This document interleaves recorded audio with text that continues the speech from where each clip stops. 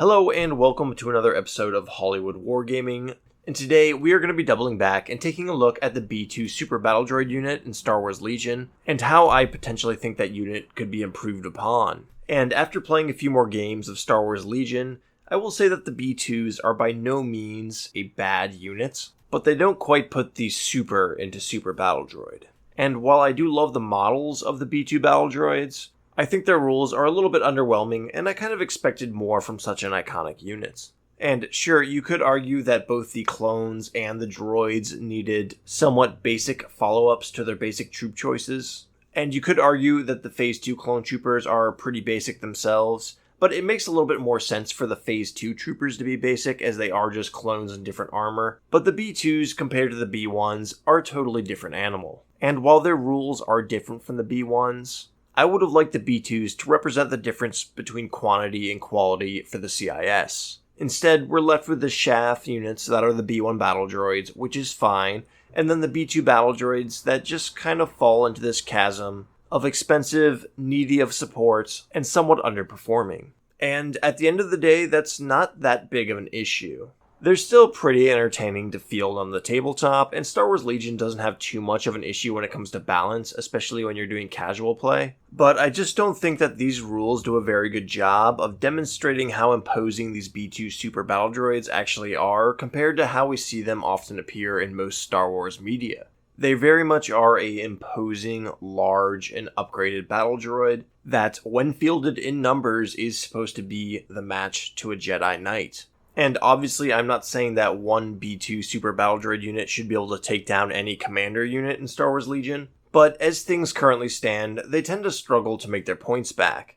And I think that comes down to one main reason, and that is their short range. Just like with the fleet troopers for the Rebels, we've come to learn that having trooper units with ranged weapons that only go up to range 2 is a little bit of a liability in Star Wars Legion. Not only can they be kited by other troopers with longer range weapons, enemy melee units or heroes like Jedi will also receive less damage before being able to engage them, increasing their odds of killing you. And even in a one-on-one firefight against basic trooper units, your enemy will likely be able to get 2 solid rounds of firing off on you before you can get one off yourself. So while I do think that the range 1 to 2 blasters that the B2 droids have is fitting and thematic for them, I do think it is also their biggest drawback. And because of that, I think they really do kind of struggle to justify their place on the battlefield. I don't think they're terrible on the battlefield, and I do have fun running them regardless, especially in skirmish modes, but they're one of the more lackluster units to be released for the prequel factions, and I do find that to be a bit of a shame, as B2s were really one of the only potential core options for the Trade Federation that could have existed as not a Chaff unit. And I think if they were a little bit beefier, it would have created a nice dynamic for the Trade Federation where you could choose either really flimsy B1 droids who can get you face-up activation tokens, or you could have gone with more durable, close-quarters, brawly units that can kind of just tank their way across the field and act as a bit of a backbone for your army rather than having to rely on heroes or droidicas to do that. So in this video, I'm going to go ahead and propose what I personally think would have been a more interesting or a better fix to the B2 Super Battledroid units. And I just want to emphasize that this is my opinion also. This isn't something that I think FFG should adopt. It's not something that I think they ever would adopt. And really, I'm not even sure if it's something that I would house rule. It's just kind of a fun little brainstorm, and just kind of a fun little nostalgia trip, looking back at some of the other media that we've seen B2 Battledroids in, even if it's something that will never manifest in this game. So I've kind of generalized how I think these guys should be fixed into soft fixes and then hard fixes also, and then we're also going to look at some alternative fixes, and the overall unit card and upgrades I would propose to quote-unquote fix the B2 Battledroids. So what's a big drawback for the B2 Super Battledroids, in my opinion, beyond the range? Well, it's going to be their durability. These guys are supposed to be tough. I mean, they are supposed to be pretty heavily armored, and if you've ever played Republic Commando, you really get a feel for how hard it would be to actually take one of these guys out if you were just a singular clone. And having 2 health per model, armor 1, and just a white defense die really doesn't do these guys justice, in my opinion. And from my experience on the tabletop, they can't withstand firepower much better than, say, your 5 or 6 man clone trooper or stormtrooper units. So they really do kind of just feel like most other regular trooper units when it comes to durability. And again, that's because Armor 1 and a white defense die just isn't going to be blocking that much incoming damage. So I'm really surprised these guys don't at least have a defensive surge, if not a red defense die. And both of those would be my proposed soft fixes. It's one thing to have a range 2 weapon and have to walk across the tabletop to get in range of your enemies while they're taking potshots at you. It's even worse when you're being torn to ribbons on the way there. And I think buffing their defensive rolls would go a long way for this unit. And I don't think that would be a controversial fix, because I think a lot of people did seem to expect these guys to have red defense die. Again, the Armor 1 is very welcome, but it doesn't stop a whole lot of incoming fire. And if I'm being quite honest, I think you could implement either one of those changes, be it the red defense die or the defensive surge, without actually adjusting their points value. And I think that hotfix alone would take them from being a D grade kind of unit up to being something more like a C+. But let's move along and take a look at what I would consider the hard fix for the B2 Battledroids.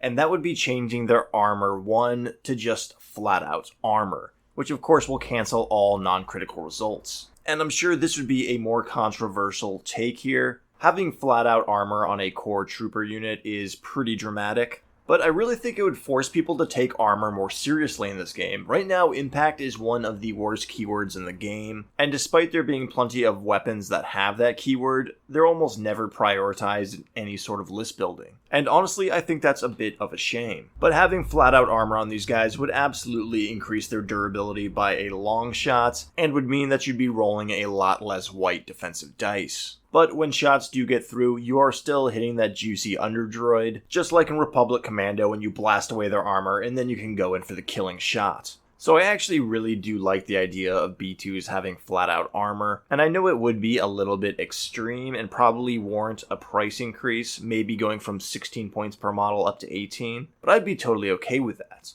The Trade Federation is not a faction strapped for points, and I think being able to throw in a few somewhat expensive hardy units is a pretty good option to have here, because as things stand right now, you pretty much have to choose between 30-point flimsy B1 Battledroids, or going all the way up to a 100-point Droideka, and then skipping up another 100 points to someone like Count Dooku. It's a pretty extreme difference in range, and I think having a unit that could land in that 70 to 80 points range and actually be worth that value would be very, very welcoming to the arsenal of the Trade Federation.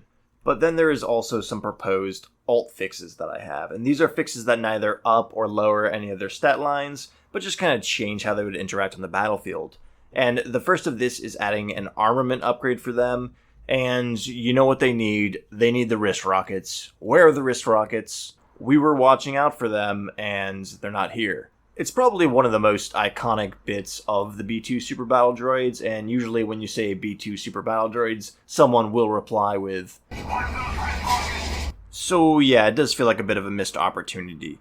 I get that armament isn't really an upgrade you see show up on troops, but come on, we can make an exception here, right guys? Hell, it could maybe even be an alternate fire mode, who knows? Either way, I would have liked to see them show up in the game, but who knows, we could be getting Jump Trooper B2s in the future that will have them as an upgrade. We'll have to wait and see. But another alt fix that I would propose is give them the Snowtrooper treatment and reduce their movement speed by 1 and then give them the steady keyword. And look, if any unit in the game should have steady, it should be B2 Super Battledroids. That imagery of them just marching forward with their wrists out shooting away is the definition of what steady represents. And I get that you don't want to just duplicate the same units over and over again, but I think it is very apt for the B2 Super Battledroids. And the Speed 1 movement also fits them, as they do kind of seem to be that lumbering, hulking mass of metal that marches towards the enemy. And I know what some of you might be thinking. You might be thinking to yourself, wait, you're complaining about their engagement range and their ability to get in range, and you said you want to give them Speed 1 movement and steady? But people do kind of have a sort of misconception about steady, where it does actually allow you to be a little bit more mobile than a traditional regular Speed 2 unit would. Think of all the times in this game you've had a core unit, take an aim token, and then fire at an enemy. Now think of all the times you've had to choose between making a movement or taking an aim token to buff the firing that you are inevitably going to have to do. Well, with steady, you can aim, still make your movement, and then shoot. You really are getting more movement. Even if it's only speed 1, it's still further than no movement at all. It's also worth noting that 2 speed 1 movements is further distance than a singular speed 2 movement. So if a unit like snowtroopers is going to be moving twice and shooting, they will have effectively moved further than a regular trooper unit who has gone speed 2 move and then fired his gun. This would also create an interesting dynamic with the B2 Battledroids AI attack keyword, as you would have to strategize around the units in order to use them to their best effect. And I think that would just create a very interesting dynamic that would justify them being different enough from snowtroopers. And really, those are all of the fixes or adjustments that I would add to the B2s or propose to add to them. If you guys have any other suggestions or things that you think would be befitting for the unit, go ahead and leave them in a comment down below. Just keep in mind that they are core trooper units. They're not meant to be too elaborate, and I feel like some of these ones are even pushing it a little bit. But hey, it's always fun to brainstorm and discuss, so go ahead and throw your ideas out there. But if I worked for FFG and I was writing the rules and they told me what is the B2 Battledroid unit card going to look like, here is the unit card that I probably would have come up with.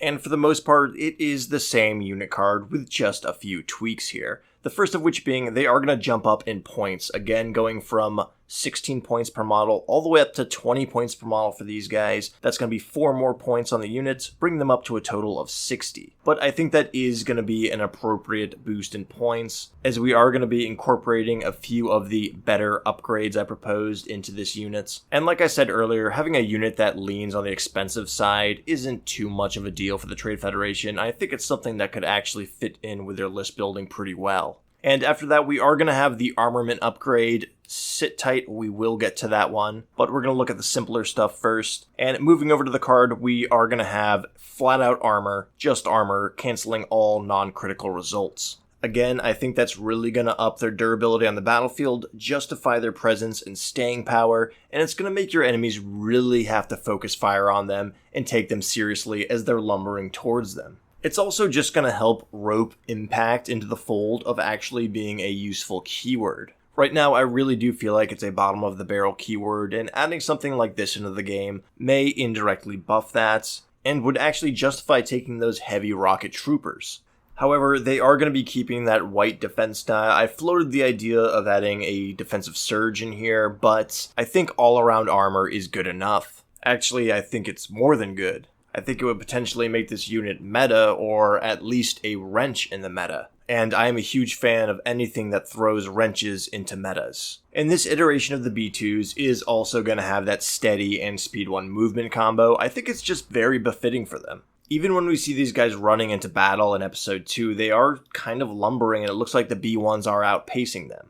But they are always marching on their enemies with those wrists out, firing away. And really, I think this is about as much character as you can add to a core unit without pushing that unspoken boundary of having too many keywords. Most trooper core units tend to only have 1 or 2 keywords on them, but I'm not really counting AI attack as a keyword here, as it's more of a kind of army-wide trait, and saying that having AI attack is equivalent to having the fire support that the clones do is just not really comparable.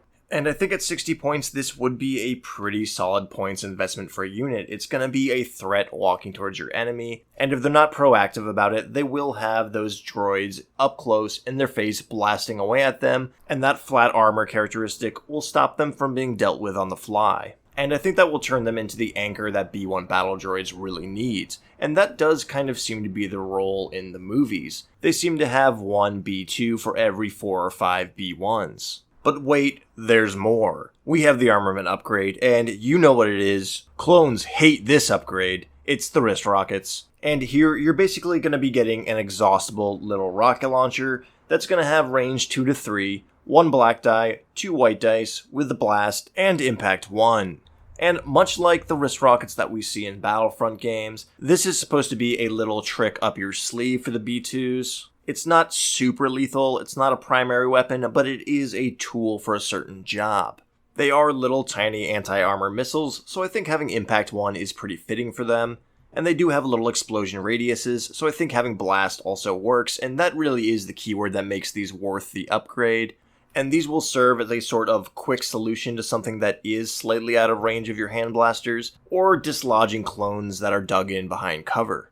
Making them exhaustible also means that B2s are going to have to take a recovery action in order to get them active again, and I think that will keep them from being too overpowered, as having range 3 on these guys is going to be pretty nasty. And in fact, I wouldn't be opposed to making these a sort of one-shot only weapon, or perhaps upping the point cost. Right now I have it listed at 10 points for the upgrade, but I'm no balance expert. These could be worth a little bit more than that. I would be okay with them going up to 15 points for this upgrade, especially when you consider that these guys have steady and they could take a recovery action and then move and fire wrist rockets every turn. I could see that being a bit of a nuisance, but I'm not set on this being the wrist rocket upgrade. I do just want to see the wrist rockets in the game, and this is my proposed version of them. If you guys have any adjustments you would make to the wrist rockets, again, please leave it in the comments below.